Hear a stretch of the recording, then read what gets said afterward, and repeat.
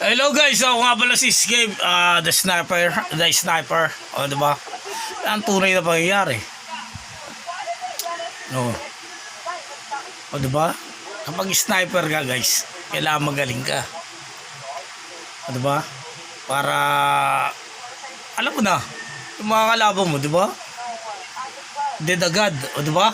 Yan ang tunay na pangyayari. Kasi walang plastikan doon, alam bang buhay mo, o diba? O baka sabihin mo, alam ba gusto mo maunahan ka. O di ba?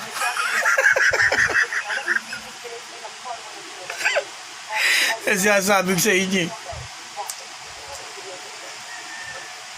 Alam nyo guys, sa totoo lang, lahat ng tao kasi dapat maayos ang isip. Bago ka papasok sa mga sitwasyon na ano, alam mo na yung mangyayari. O di ba? Ako nga, hawak ko nga sabi ka ni Junjun sa akin, hawakan mo ko. Anong hawakan? Ano ko? Bading? Hawakan ko rin siya. Hindi, sa totoo lang kapag ano ba tawag doon? Kapag dalawa lang kami, hindi ko siya inahawakan, sa totoo lang. Oo, ayaw ko siyang hawakan. May tagahawa kasi ako dati. Wala na eh.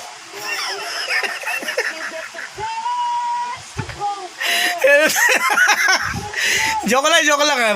Mabastusan kayo. Hindi. Alam mo sa totoo lang.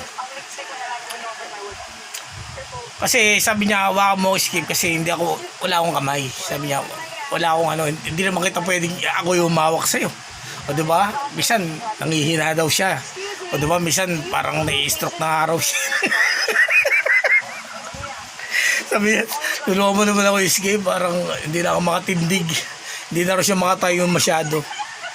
Sabi ko, kailangan na ang tulong ni Maria. O, diba? Ay, tatawagan ko man na si Maria.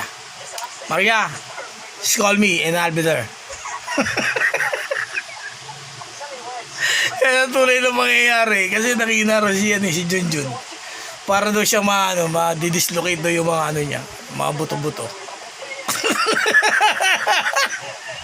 Kasi nga, sa labis na baby, are you there?